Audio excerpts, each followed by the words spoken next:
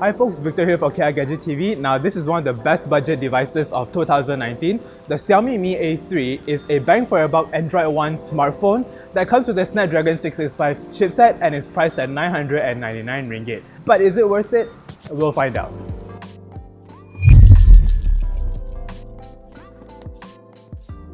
This is a 6.08-inch device with a Super AMOLED display. Despite only pushing 720p resolution with low pixel density, I found the colors to be vibrant and images are sharp. You'll really notice the lower resolution when you're watching videos, but mostly the display is great. The drop-notch bezel and sizable chin may be a deal breaker for some, but that's subjective. Moving to the back, you get a very Mi 9-esque design, Corning Gorilla Glass 5 back panel and all. It looks more premium than it is. The phone has a lot of competitors like the Huawei Y9 Prime and the Vivo S1, but I think the Mi A3 takes the cake in terms of design. Without the provided case, the phone is relatively thin, the curved edges on the phone makes it easy to hold and its size fits nicely in the hand. It's a little on the heavy side, but we'll get to that later. While we're at the back, let's talk cameras. It's not uncommon to find 3 lenses on a budget smartphone anymore, but it's uncommon to find one with a 48 megapixel lens. That's the main lens, while accompanying it is a 8 megapixel ultra wide angle lens and a 2 megapixel depth sensor. The main lens does well in broad daylight, which you might not notice immediately because you're looking at it through a 720p display, but colors look natural and they have good contrast. The ultra wide angle shots suffer just a little, but shooting at 48 megapixel requires you to go into pro mode. But it doesn't really offer much in terms of better image quality, which is usually the case.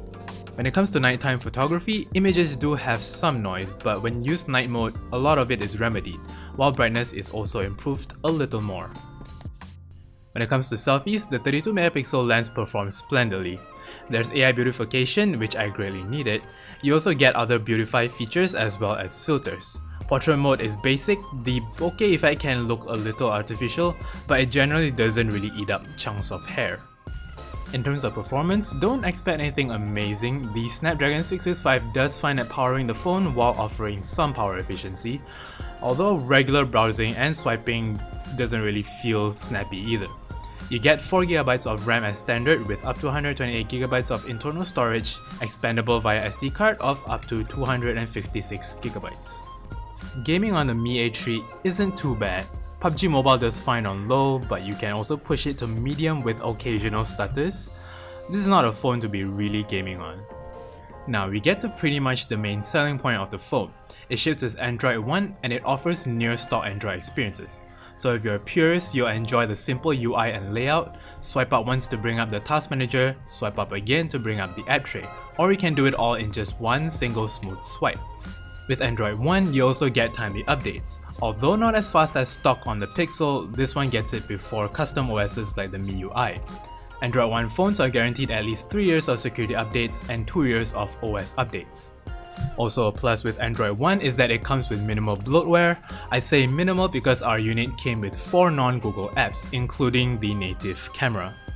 But of course you can remove them if you wish. This is working on Android 9 Pie and there's dark mode preloaded, which I'm using right now.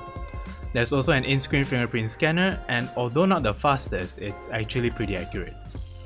When it comes to audio, it's loud but there's really no depth. Plus there's only one firing speaker at the bottom, the other one is a dummy. Yeah, Xiaomi didn't have to do that there, but at least there is one necessary hole here, which is the 3.5mm headphone jack.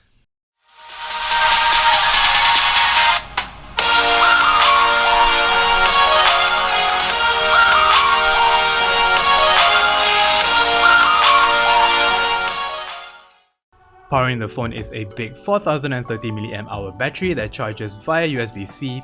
It supports up to 18 watts Quick Charge 3, but our unit only came with a 10 watt charger out of the box. Battery life here is great, and with a low resolution display and Snapdragon 665 chipset, it's easy to see why it lasts the whole day, with a little bit of gaming, a little bit of web browsing, and mostly texting. Charging from about 10% to full will take you a little over an hour, so that's pretty much standard.